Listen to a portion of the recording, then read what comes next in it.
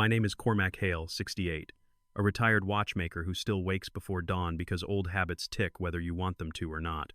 I live alone on the edge of Greenwich, where the lawns look combed, and the mail arrives in neat bundles where people speak softly until money enters the room. I have a small ritual: walk the lake path, polish the crystal of my late wife's Hamilton, and write my expenses in a narrow ledger. When you measure time for a living, you learn two things: what lasts and what doesn't. The rehearsal dinner was at a country club that smelled of citrus polish and old trophies. I wore a dark suit that fit the way a simple truth does. At the entrance, a teenager in a bow tie handed out place cards as if he were dealing fate. Mine was missing. I didn't make a fuss. I never do. I kept my fingers on the envelope in my pocket, the wire receipt for the venue deposit, the one totaling $17,800, the one I sent when my daughter said she was short just for now. I found my daughter Sylvie glowing with nerves and hairspray. A child I taught to ride a bicycle stood before me in a dress that looked sewn from light. She hugged me quickly. Beside her, the groom Lachlan shook my hand like I was a colleague from some polite committee. His mother Vera was the kind of woman who organizes a smile the way others organize a spreadsheet. She lifted a flute and addressed the room. "Family," she said, "thank you for coming to celebrate a union of taste, integrity, and standards." The room lifted its glasses. Mine stayed down. I'm slow with public joy. Vera's eyes slid over me and did not stop. She let her voice carry like someone speaking through a megaphone lined with velvet. "Mr. Hale," she said, "we've arranged the seating carefully. The head tables are for the couple's closest circle, those aligned with the family's image." She nodded toward a far corner where a tiny table stood near a service door. "There's a place for you over there. It's quieter." I felt the room watch me shrink. I did not. I tightened my grip on the envelope. In that instant, the years stacked: the birthdays I paid for the braces, the rent on the first apartment, the lake house weekends where I grilled and listened and kept quiet. The same quiet gathered on my tongue now. I said, "Quieter is fine." We ate. They laughed. I listened to knives sing against plates and to a violinist play something sweet enough to give a dentist a new boat. I studied people the way I study a balance wheel, how they lean, where they favor. Lachlan checked his phone between toasts. Sylvie checked Vera's face to see which smile was allowed. When I stood to refill my water, I passed a table of bridesmaids comparing ring sizes against a linen napkin, as if love came in quarter carats. I needed air. Outside, the club's portico reflected light like a softbox. The night was clear. I took out my phone and opened the feed from my front door. Habit, not paranoia. The ring camera showed the granite steps of my building and the brass handle I polished with walnut oil. It also showed Lachlan's father Gregor stepping into frame with a key. My key. He tried the lock. The light washed his face. He looked at someone off screen and muttered, "This will be easier once Sunday is done." Then he turned and hurried away. The clip lasted 10 seconds. 10 seconds can tell you everything. Back inside, I found my table already cleared. A server had decided the old man was finished. Fine. I drank water and listened. A cousin, someone from Lachlan's side with a haircut that cost more than a brake job, rose to offer a toast. "To successful people finding other successful people," he declared. Laughter, applause, a chorus of glasses chiming like delicate bells. The violinist gave them a swell. I learned to keep a straight face in hospital waiting rooms. It comes in handy. When the cake came, Vera drifted past my chair trailing perfume and judgment. She leaned close enough that only the two of us existed. "Cormac," she said, almost kind, "tomorrow is about elegance. Do not create friction." "I prefer lubrication," I said mildly. "Oils are easier on old machines." She smiled the way a gate clicks shut. "There's an after-party for the inner circle. Best to get your rest." I did not answer. I took out the envelope and set it flat on the tablecloth. Her gaze fell to the print wire receipt club name, the sum in full words. Money reads louder than ink. For a heartbeat, her expression flickered. Then the gate clicked again. I have been small on purpose most of my life. A watchmaker lives by tolerances. You do not hammer things into place, but I am not a doormat. The truth is, by the time Vera suggested I sleep early, I had already done two quiet things. First, I placed a call to the venue manager and asked him to review the contract's payment clause. Kindness sounds like curiosity when you use the right words. Second, I sent a message to my banker. The escrow arrangement for incidentals tips for the staff floral overages required my authorization to release. It had not been released. But what they didn't know was, I had already frozen the escrow. I did not raise my voice or tap a glass. I simply stood, slipped the envelope back into my pocket, and looked for my daughter. Sylvie was near the dais with her phone cupped in both hands like a sparrow. As I approached, my own phone vibrated. A bank alert. An attempted charge from a boutique florist for 3 invoices. Small amounts when compared to a life, but not small to principal. 3 pending. Declined for now. I put the phone away and smiled at my child. "Dad," she said, uncertain, as if asking permission to still call me that. "Are you enjoying it?" "I'm observing," I said. "Observation is a form of love." Her eyes looked wet, then they cooled, remembering the crowd. Vera swept in. "Photo time," she sang. "Family only." I did not move. The photographer raised a camera, and in the strobe I saw the same old picture, a man placed just out of frame to keep the brand clean. It is an old trick. It works until it doesn't. On my way out, I passed the maitre de stand where a stack of black folios sat like quiet jurors. I left a note with my number and a single sentence. "Kindly hold all releases tied to the deposit until we speak at 8 in the morning." I signed it in a hand honed by decades of engraving initials on casebacks. Outside again, I watched the ring clip once more, then scrolled to the family group chat. A new message had landed while I was breathing. Polite air. A screenshot someone, meaning to send it to someone else, but sending it to all of us by mistake. It read, "Keep him out of the way. He's a walking ATM." There were hearts and laughing faces layered beneath digital confetti for a small cruelty. I took a slow breath and looked up at the indifferent stars. Dignity is a heavy coat. You wear it even when the room is warm. I walked to my car, a beige sedan that gives no one a story to tell, and sat with my hands on the wheel until the quiet felt like company. I'll explain the rest in a moment. First, humor an old man. Tell me where you're watching from and hit subscribe. Families and money demand sober witnesses. Tomorrow would be the wedding. They thought I would sit at a small table near a service door and clap at the right moments. They thought the envelope in my pocket was merely paper. They did not know about locks that talk or ledgers that balance, or what a man learns at 68 when he has less time to waste and more truth to spend. The morning after that rehearsal dinner, I sat at my kitchen table with the same black coffee I have brewed for 40 years. The cup was chipped at the rim, a small flaw I never bothered to fix. Flaws remind you of time. My phone lit up with the family group chat. At first, I thought it was just the usual swirl of emojis and half-planned carpools. Then I saw the screenshot. Someone had dropped the wrong file in. It showed a private thread among my daughter, her fiancé, and Vera. My name sat in bold letters at the top, followed by a single sentence. "Keep him out of the way, he's a walking ATM." There were hearts and laughing faces beneath it, digital applause for the joke. My own daughter had clicked the laugh. I stared at the phone until the screen dimmed. Silence pressed on me heavier than any insult spoken aloud. I set the phone down next to the ledger where I had written yesterday's numbers, 17,800 florist balance, pending 3 charges flagged. Beside it, the wire receipt still lay folded neat as a promise. By mid-morning, I walked the lake path. The air was cool, the kind of air that asks nothing from you. Geese left small wakes on the water. People jogged past in expensive shoes, eyes forward, no nods. That suited me. I have always been invisible unless money is required. Back at my door, I checked the ring feed again. Vera had been there, standing at my steps, phone in hand. She leaned close to the camera, whispering, "We'll keep him seated by the wall, let the photos show strength." Then she smiled for the lens, unaware it stored her smile. I saved the clip, 10 seconds of veneer cracking. Inside, another vibration, a bank alert. The florist had tried again. 3 invoices. Declined again. I could almost hear Lachlan's voice in some back office telling someone, "Don't worry, he always pays." The day crawled. Around noon, I pulled out a cedar box where I keep my documents, birth certificates, my wife's letters, the trust papers. I laid them flat on the table like cards in a slow game. At the top, I placed the codicil draft I had signed months earlier, the one naming conditions for distribution. My lawyer had called it a safeguard against neglect. My daughter had signed acknowledgement back then. Perhaps she thought signatures were decoration.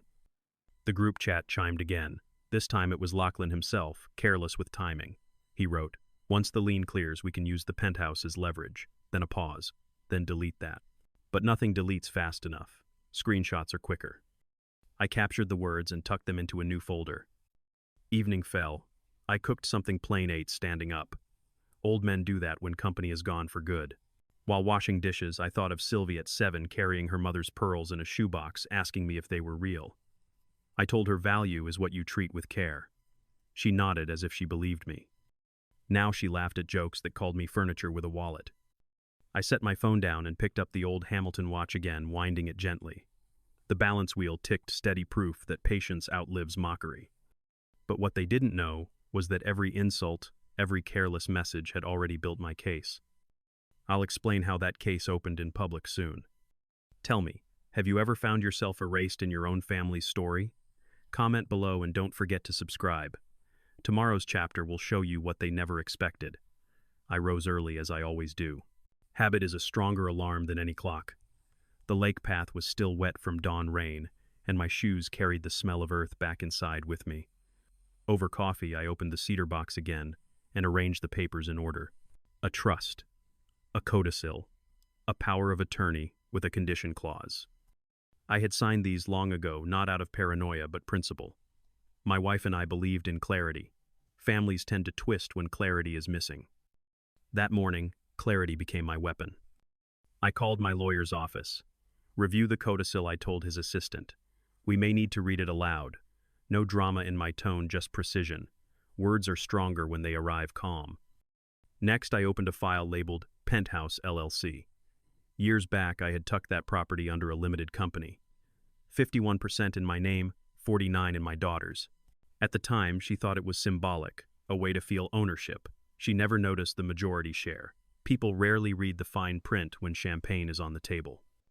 I drafted a note to the county clerk request to place a lien on the townhouse Lachlan boasted about in his text. Filing fees paid. Receipt printed.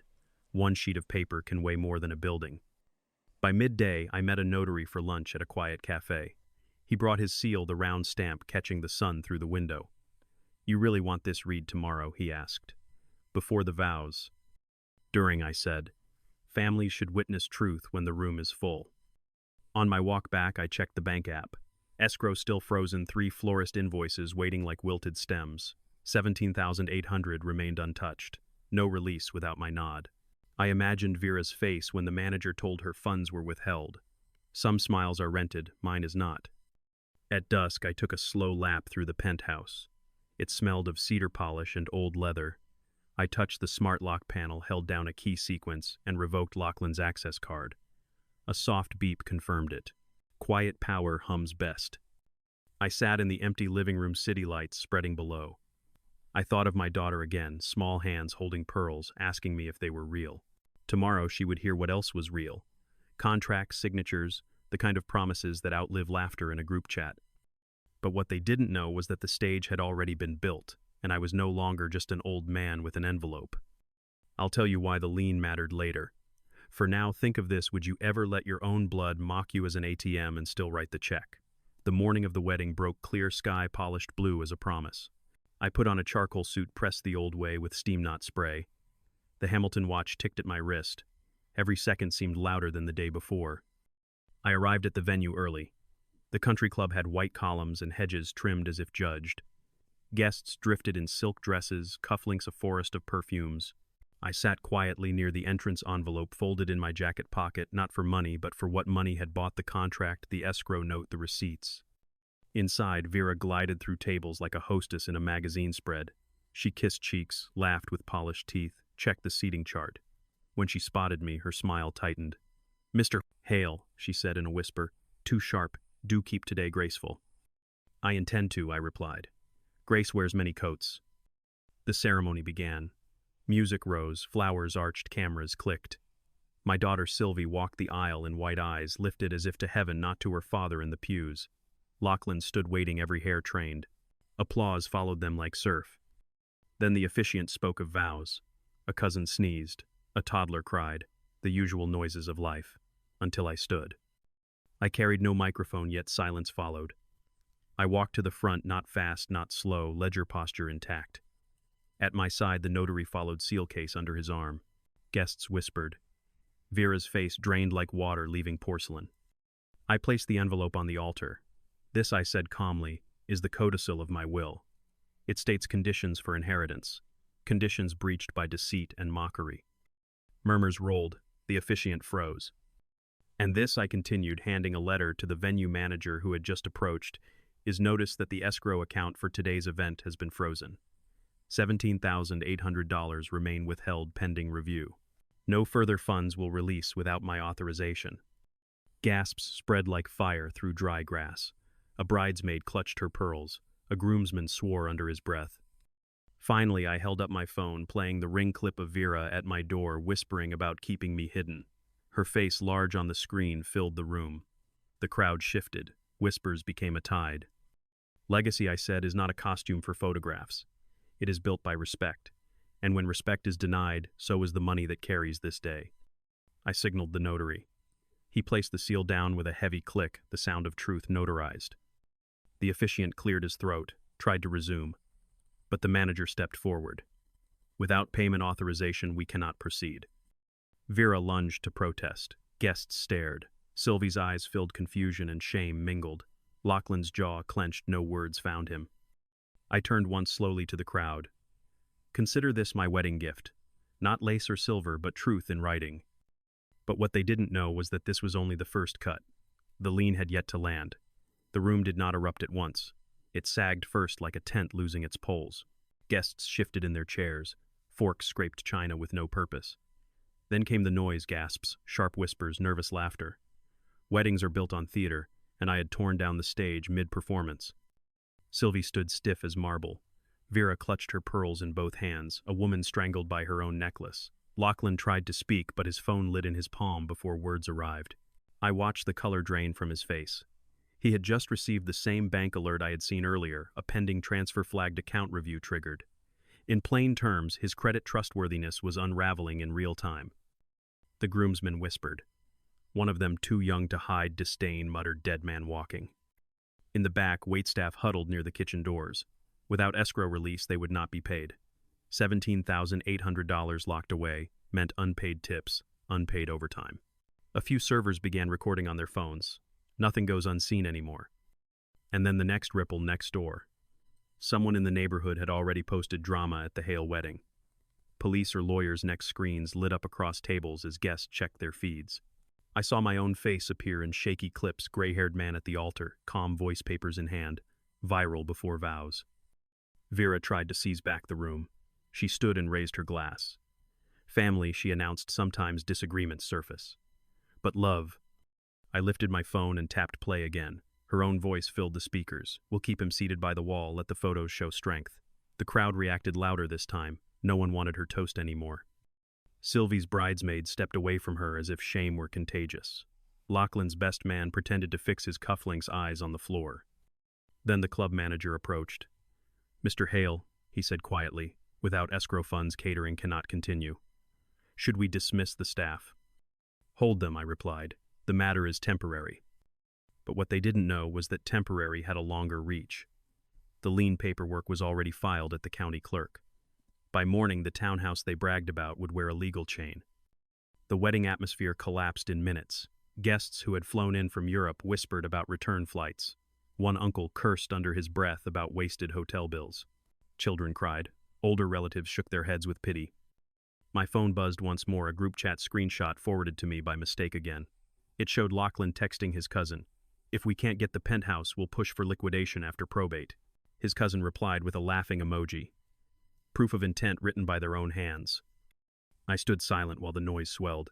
Dignity does not require volume.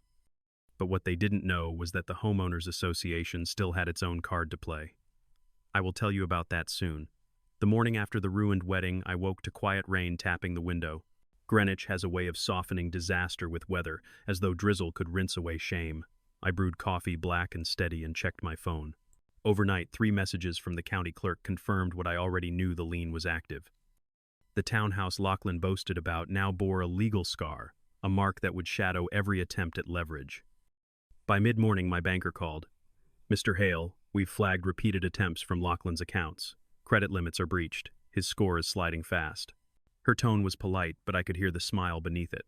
Professionals love when ledgers balance themselves. I thanked her and closed the line. Numbers tell the story when words fail. Around noon, a letter slid under my door. The envelope carried the emblem of our neighborhood association. I slid it open with the same knife I've used for 40 years. The letter was clear. Unauthorized event activity at the Hale penthouse has triggered a fine under Section 7. In plain language, the homeowners association had joined the chorus. I pinned the notice to my corkboard beside the escrow, receipt a growing gallery of consequences. News spread faster than truth. Nextdoor hummed with posts, blurry photos of me standing at the altar, clips of Vera's insult caught on ring. Strangers debated my dignity while sipping their morning coffee. One comment read, "Finally, an old man who doesn't fold. Another, families and money never mix. Viral attention is a blunt instrument, but in this case it cut the right way." That afternoon I walked through the penthouse. The smart lock no longer recognized Lachlan's card. I set down the key fob and let the silence settle. $2,700,000 of real estate under my control, 51% of the LLC in my hand. A man can live without applause, but he cannot live without control of his own walls. I thought of Sylvie. She had not called. Perhaps she sat in Vera's kitchen, listening to excuses and blame, wondering when laughter soured into debt. I imagined her scrolling through the same posts, seeing her father described as patient, precise, even merciful. Reputation like credit compounds with time. Toward evening, I received one more alert. Attempted transfer for floral invoices. 3 charges declined again. Small amounts in the shadow of millions, but each one proof of desperation. They wanted me to blink first. I did not. I poured a glass of water, set it beside the Hamilton watch, and wound it carefully. The wheel ticked as steady as ever. But what they didn't know was that my safeguard had one more layer, and I had not revealed it yet. 2 days passed before Sylvie came to my door. Rain had washed the streets clean, but her eyes carried a storm. She stood on the granite step hands, twisting in front of her, no Vera in sight, no Lachlan's shadow. Just my daughter, small again for a moment. "Dad," she said, voice thin, "I didn't know it would go this far." I opened the door but did not step aside. I let her words hang between us like damp laundry that refuses to dry. "You laughed," I reminded her. "You clicked the little icon when they called me an ATM." She closed her eyes. "I thought it was harmless." I didn't. Harmless is a scraped knee. This was intent. We sat at my table, the ledger open to a blank page. I watched her glance at the corkboard escrow receipt lien, filing HOA fine pinned in order, each paper a chapter she had not read until now. "Dad, people are talking. The posts, the videos." She trailed off. "Yes, truth travels quickly when it carries proof." I slid my phone across. On the screen, the ring clip froze Vera mid-whisper. "That is not gossip. That is evidence." Tears came then, sudden as summer rain.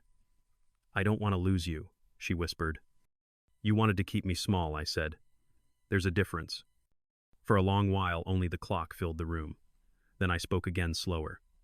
"You can repair this, but repair has a price. You will attend counseling, real counseling, not brunch confessions. You will work, not lean, and you will repay dollar by dollar what was taken. The trust will stand, but with oversight. My oversight." She nodded, perhaps too quickly, but nods are seeds. They can grow if watered.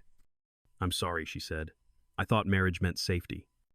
Safety without respect is a cage. We sat in silence again. The Hamilton watch ticked on the table, unbothered by tears or promises. When she left, I did not hug her. Some bridges must hold their weight before anyone dares cross again. But what she didn't know was that one safeguard remained unrevealed, written in ink on a page she had never turned. The town quieted after the wedding storm, but echoes remained. On next-door neighbors still posted grainy clips of me standing at the altar, papers in hand. Some called me cruel. Others wrote, "Finally, someone who refuses to be used." I read none of it aloud. Silence is my reply to gossip. One evening, I opened the cedar box for the last time that week. Inside lay the document untouched. Through all the noise, the safeguard I had not shown. Years earlier, my lawyer suggested it a clause in the trust giving me permanent majority control, 51% ownership of the LLC that held the penthouse and 2 other properties. Not symbolic, not ceremonial. Iron law on paper. I placed the document on the table where sunlight reached across like a hand. My daughter had agreed to terms the day she accepted my help. She thought signatures were formalities. She now understood they were gates. Later that night, Sylvie returned. No entourage, no excuses. She sat across from me, tired, stripped of makeup and performance. "I'll do it," she said softly. "Therapy payments, whatever it takes. I don't want to lose my father." I nodded once. Promises need no applause. We spoke quietly for an hour. She asked if forgiveness was possible. I told her forgiveness is not a door that swings. It is a lock that needs tending. She listened. That was new. When she left, I stayed at the table, fingers resting on the trust papers. The watch ticked steady. The house was mine, the lien secured escrow, frozen reputation intact. Respect reclaimed. I thought of my wife gone now many years. She would have smiled at the calmness of it all, at the way ledgers finally balanced. Before bed, I walked to the balcony. City lights shimmered. I whispered to the air, legacy is not for sale, not even at a wedding. And now I turn to you. If you believe I made the right choice, write the word right below. If you would have acted differently, share your idea. Families and money are storms worth charting together.